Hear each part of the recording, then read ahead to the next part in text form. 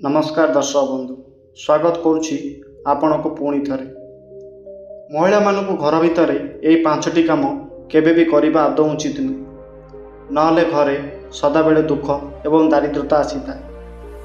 स्वयं माता लक्ष्मी से घर सब बेल छाड़ी चली जाती। दर्शक बंधु आमर ये पुराणा शास्त्र रे प्रत्येक स्वामी स्त्री को भगवान शिव एवं माता गौरी रूप बोली जना जाय था। भगवान शिव एवं माता गौरी जड़े जनकर गोटे अंश होता अर्थात कहवाक गले अर्धनारेश्वर होता। ठीक से हीपरि स्वामी एवं स्त्री भी जड़े जनकर जीवन साथी होता है। से स्त्री को अर्धांगिनी बोली कहुए। विवाह परे परे स्त्रीर भाग्य भी स्वामी सहित जोड़ी हुई रही है। स्त्रीर समस्त कर्म पूजा भाग्य सबुर कामर फल स्वामी को भी मिलता है। आउ यही प्रकार कहवाक जिबा जदि स्त्री करिथिबा खराब कर्म सबुर फल स्वामी को भी भोगिबाकू पड़ता है। आमर हिंदू समाज रे स्त्री मानक घरर लक्ष्मी एवं अन्नपूर्णा बोली कहुए। किंतु महिला मानकर किछि खराब गुण जोगु बा खराब कारण जोगु माता लक्ष्मी तांको ऊपर रुष्ट हो जाती। आउ सेही घर छाड़ी चली जाइथांती। आउ सेही घरे माता लक्ष्मी बड़ भौणी महालक्ष्मी पास करने लगी।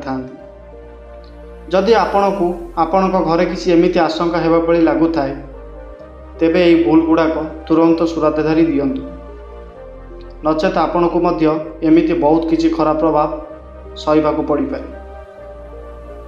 कारण महालक्ष्मी घर भीतर को प्रवेश कले खराब प्रभाव एवं रोग वैराग बढ़िबाकू लगी थाए।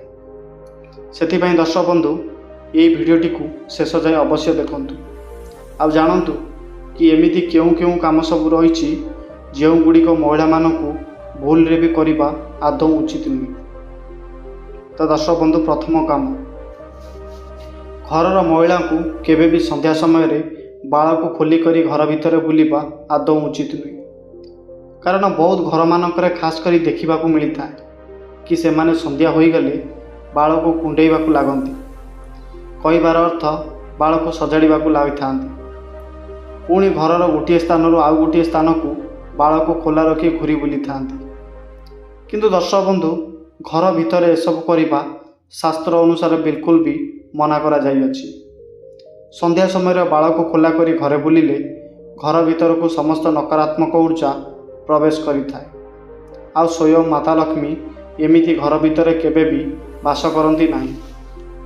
द्वितीय काम दर्शक बंधु आपण मैंने खास करी देखिथिबे कि घरर मुख्य द्वार मुहरे महिला माने बसिक क्या विषय चर्चा करिथांती, आलोचना करिथांती किंबा गपसप हुअंती किंबा भोजन करुथिबार देखिथिबे। किंतु घरर लक्ष्मी मुख्य द्वार मुहरे रास्ता अवरोध करी रहिबा एसबु घटना बिल्कुल भी शोभा देई नथाए भी शुभ भी होई नथाए। कारण स्वयं माता लक्ष्मी आपण घरर मुख्य द्वार प्रवेश करिथांती। आउ मुख्य द्वार मुहरे जदि महिला रास्ता अटकाई बसी थांती तो माता लक्ष्मी द्वार सम्मुखरू ही फेरी चली जाइथांती। सेथिपाई एक कथार अवश्य ध्यान रखिबे कि घरर मुख्य द्वार सदाबेला पई सफा स्वच्छ एवं सुंदर रखिबा उचित होता है, जो स्वयं माता लक्ष्मी प्रसन्न होई प्रवेश करिवे घर को। तृतीय कथा कि बहुत महिला माने एमिति भी अच्छे दर्शक बंधु घरे बहुत समय पर शोई रही था। आपण को कहवाक चाहिए कि घरर महिला माने सूर्य उदय हवा पर भी शोई रही था। तो घर को आसुथिबा समस्त सुख यही कारण चली जाई थाए। आ घर भितर समस्त प्रकार नकारात्मक ऊर्जा आसी थाए। सेथिपाई एमिति महिला मानकू अनुरोध जे प्रातः कालू उठिबू भगवान श्रीकृष्ण को आशीर्वाद नियंतु। घर सफा एवं स्वच्छता रखंतु, जो घरर समस्त प्रकार वातावरण ठीक रहिबो।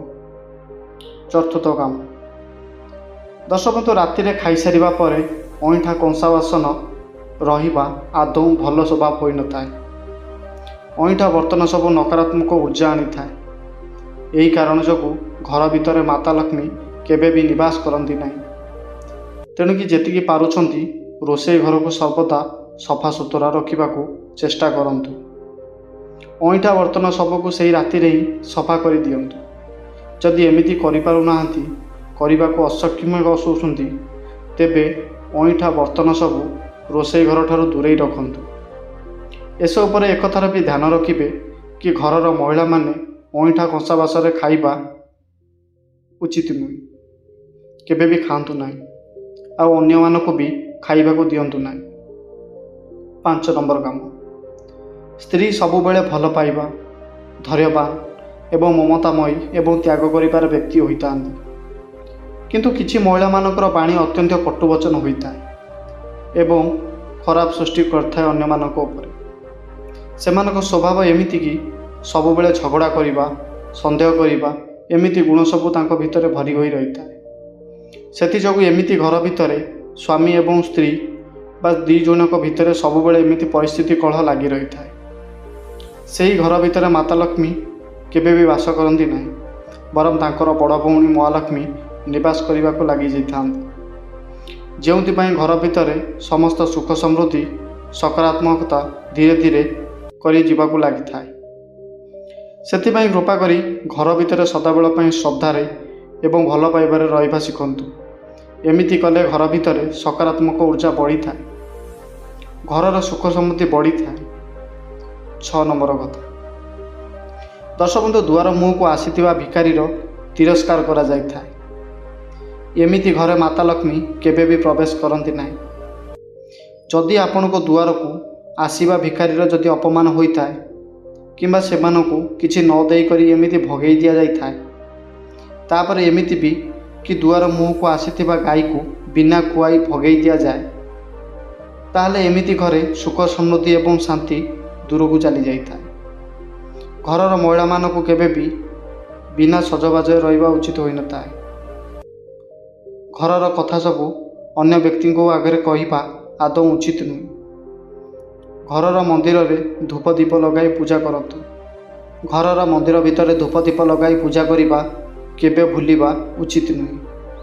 ଆଉ କଥା କଥାରେ ନିଜ ସ୍ୱାମୀଙ୍କୁ କେବେ ବି ଅଶବ୍ଦ କହିବା ଉଚିତ ନୁହେଁ।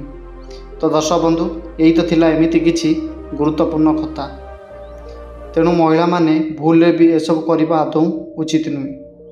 ତ ଦର୍ଶକ ବନ୍ଧୁ, ଏ ଭିଡ଼ିଓଟି ଆପଣଙ୍କୁ କିପରି ଲାଗିଛି?